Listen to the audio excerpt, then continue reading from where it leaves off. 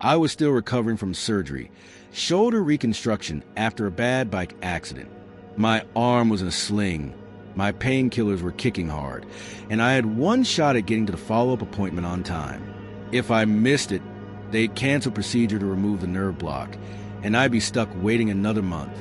Permanent damage wasn't off the table. It was Monday, 7 a.m. The sun was just beginning to light up the frozen streets of Minneapolis. Snow from the night before glazed everything in white.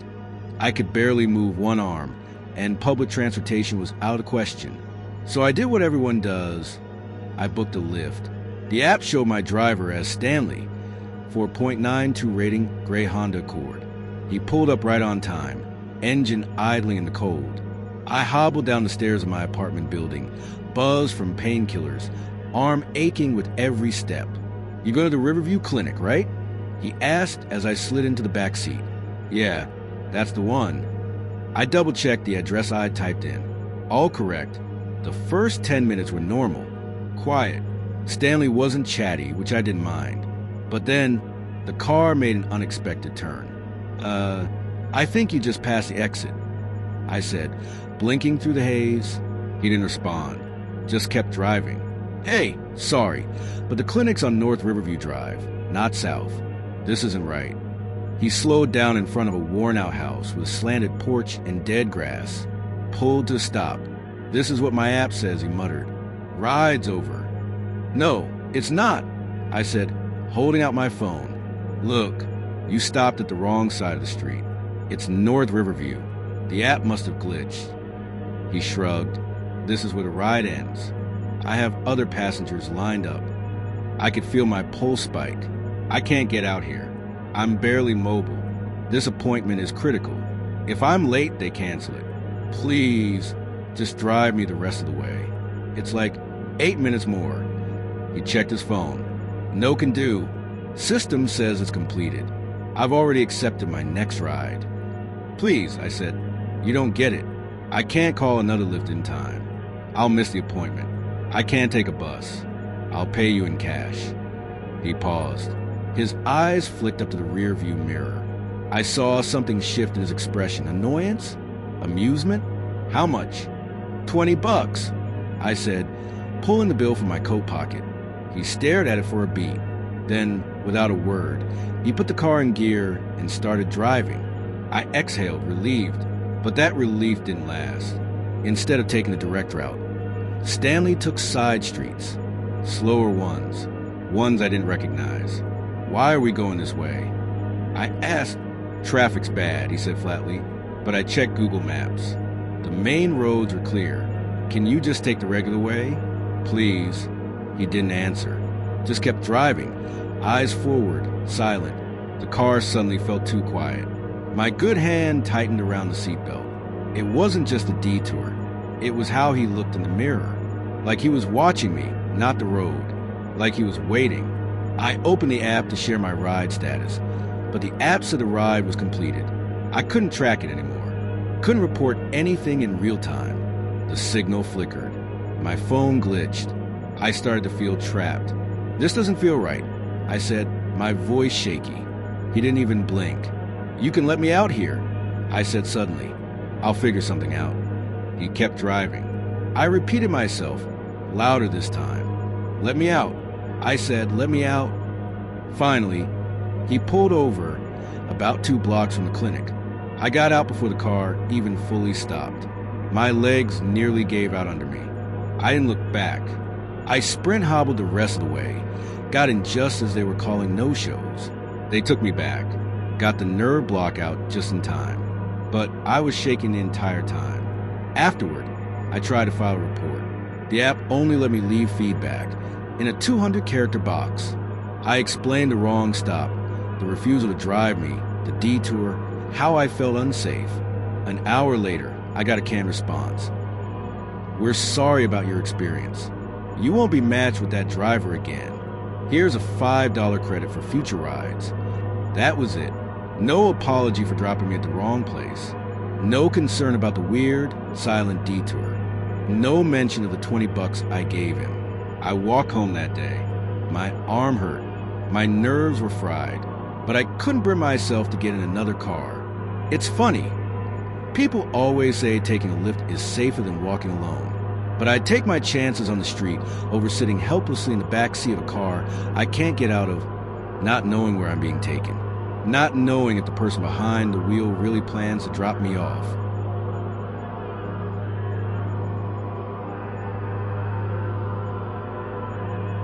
I never used to believe those stories people told about driving for Lyft at night, the weird ones, the dangerous ones.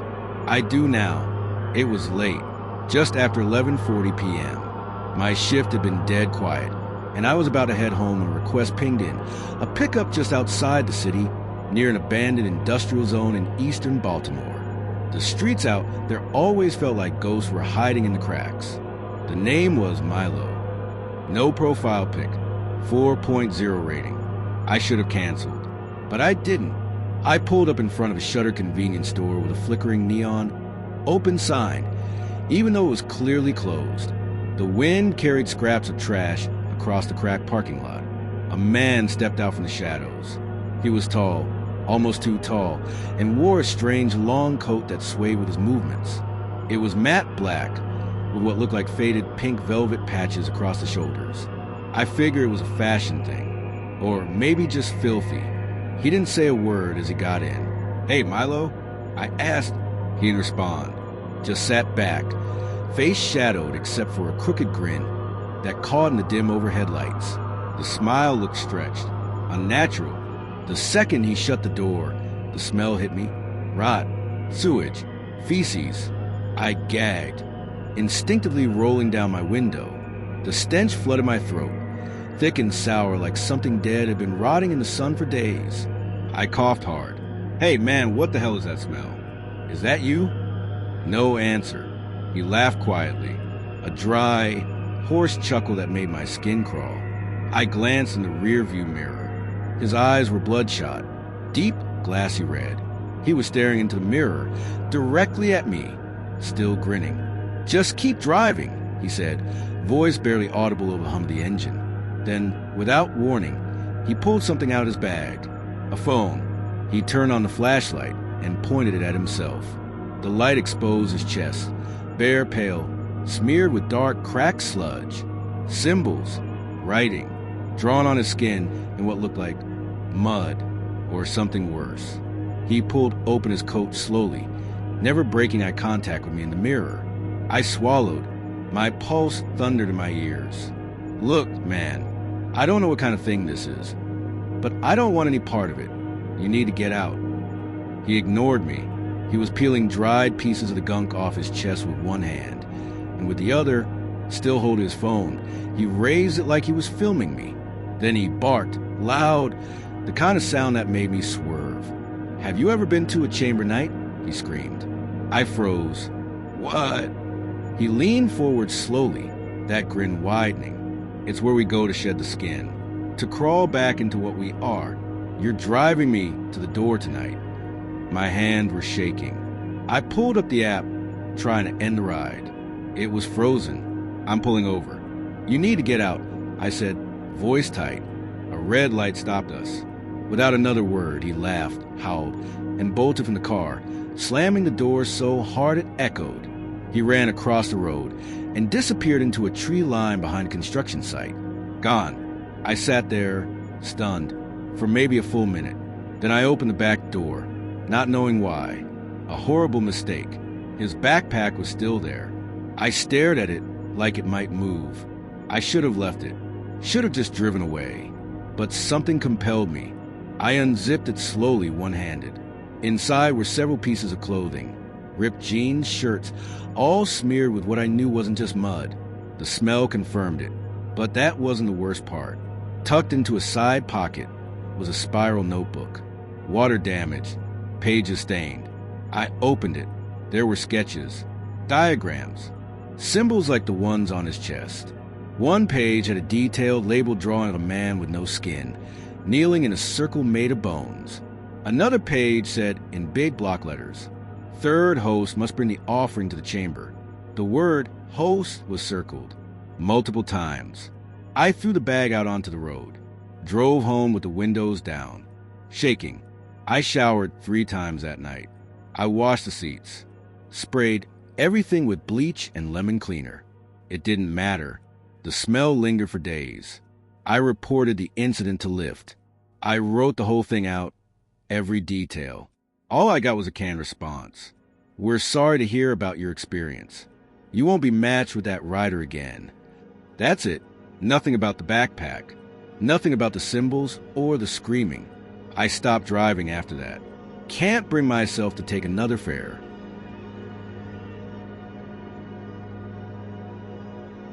If I hadn't looked at the license plate, I'd be dead. It was 11:22 p.m., downtown Chicago, freezing rain slicing sideways down Wabash. My phone was dying, 4%, and the last CTA train had already pulled out. So I did what most of us do now, ordered a Lyft. I was coming from a friend's art show. Nothing weird, nothing wild. Just wine, indie music, and awkward compliments. But that night ended far from normal. The app said driver Ray. Silver Nissan Altima. Plate, K83 1914. 5-star rating. Over 2,000 rides. Looked clean. Reliable. Car pulled up to the curb less than 2 minutes later. Right make. Right color. I didn't check the plate. I should have. The guy looked just like the profile picture. Balding. Mid-40s. Dark puffer jacket. He leaned over and unlocked the door before I could even reach for it. "You Caitlin?" he asked, smiling. I nodded. "Yeah." He didn't say much as I got in, just tapped the navigation and drove off. The moment we left the downtown lights behind, I started to notice little things. The route on my screen wasn't the one he was taking. The map showed us heading west. My apartment was southeast. I cleared my throat. "Hey." Lyft says a different route. "Is Wabash backed up?" No answer. I tried again. "Excuse me." He didn't even blink. Just kept driving. His eyes were locked on the road, hands tight on the wheel. The dashboard lights made his face look pale, waxy. Now my stomach turned. I tapped the help button in the Lyft app. It spun. Froze. 3% battery. I pressed the lock. My phone screen went black. Great. I sat forward. "Sir, can you pull over? I need to call someone." His hand flicked the lock button. Click. All doors locked. That's when I looked at the glove compartment. Something was scratched into the plastic. Rated 5.0 in jagged pen marks, repeated over and over like tally marks. My chest tightened. "This isn't funny." I said, "Pull over." He didn't. He just whispered something. I leaned in. "What?" This time louder. "They all leave 5 stars." Goosebumps climbed my spine. I scrambled for the window control. Nothing. No sound. The buttons didn't work. I started yelling. "I swear to God, if you don't let me out." Then he slammed the brakes. We weren't on a road anymore. Just cracked pavement behind some kind of old shipping facility. The area looked gutted, dead, no streetlights, no cameras. Just empty buildings and chain link fences. He turned in his seat, eyes shining in the dim. "You're not the first one to report the wrong route. They always get confused. GPS glitches." My heart thundered. "Let me out." He reached slowly toward the glove box. I reacted on instinct. Threw open the door with my shoulder, popped the handle from the inside, and tumbled out. My knee scraped the pavement hard, but adrenaline made it meaningless. I ran. No streetlights. No clear roads. Just rain, dark, and the sound of his car door slamming shut behind me. He didn't yell. Didn't chase. Just walked, calm, like he knew something I didn't. I spotted a yellow street sign in the distance. I sprinted toward it, feet slipping on wet concrete. Turned a corner and saw Salvation, a 7-Eleven glowing like a lighthouse. I burst inside, panting, drenched. Clerk looked up. "You okay?" "Call the cops," I gasped. My Lyft driver, he locked me in the car. "Took me to some place, I don't even know where, please just call." Cops came 10 minutes later. I gave them everything, the name, the car, the app. Here's the thing. They ran the plate. It didn't exist. There was no Ray in Lyft's driver database. No silver Altima matching that name. The account was deleted mid-ride while I was still inside the vehicle. I pulled up my ride history once I charged my phone. No record of the trip. Just a blank gap between 11:22 p.m. and 11:58 p.m. Lyft support emailed me the next morning. "Thanks for reaching out. We've escalated your concern. For your safety, you won't be matched with that driver again." I've never used a rideshare alone at night since. Sometimes, late at night, I think about the scratches in his glove box. Rated 5.0. All I can wonder is, how many didn't get out?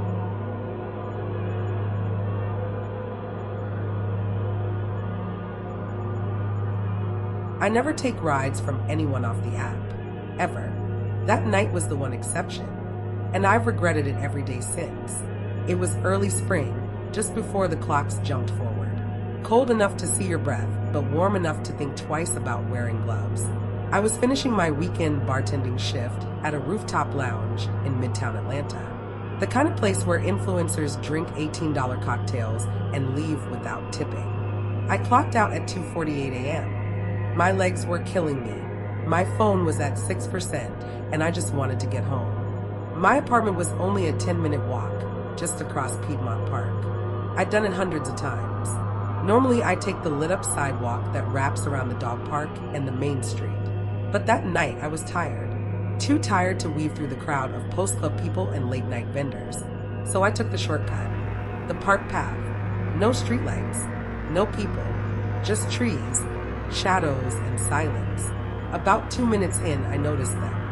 3 guys, young, drunk, and loud, blocking the path, laughing too hard at nothing. I slowed down, considering turning back, but it was already too late. They'd seen me. "Hey, you lost or something," one of them called out.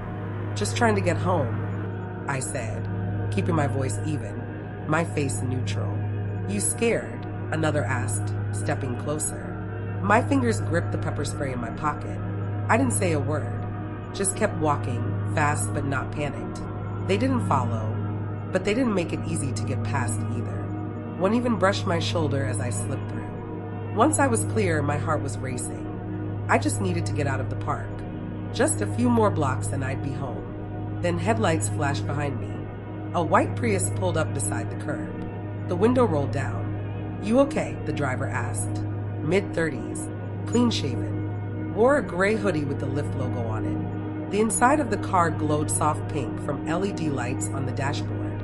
"Yeah," I said cautiously. "I saw that whole thing with those guys. Looked sketchy. You heading somewhere nearby?" I nodded. "Just a few blocks. I'll walk."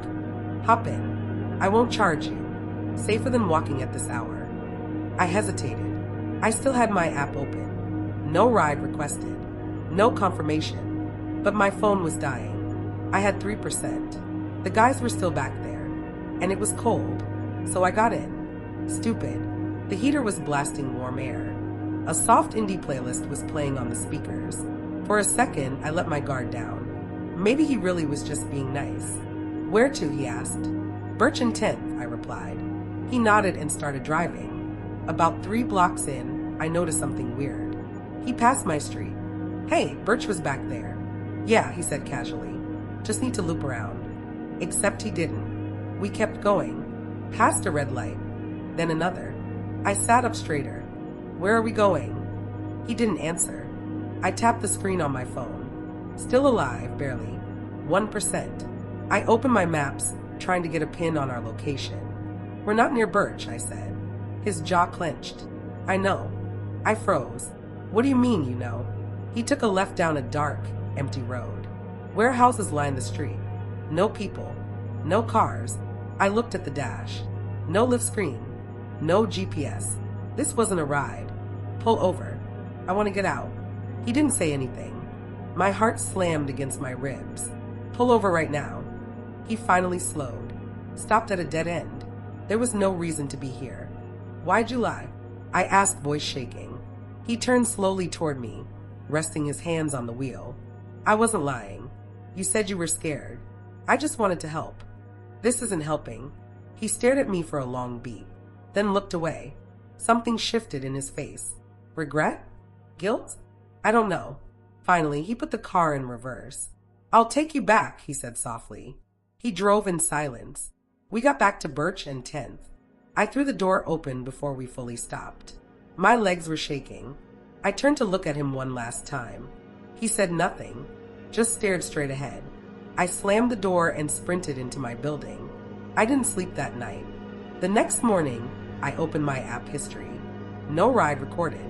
No driver listed. There was nothing. No trace he ever picked me up. Later that week, I reported it to Lyft support. Gave the plate number I vaguely remembered. They responded that no such driver was currently active on their system. Nothing came of it, but I remember the car. The way it smelled faintly like cinnamon and old leather. The warmth of the seat, the playlist, and the silence. That kind of silence never leaves you.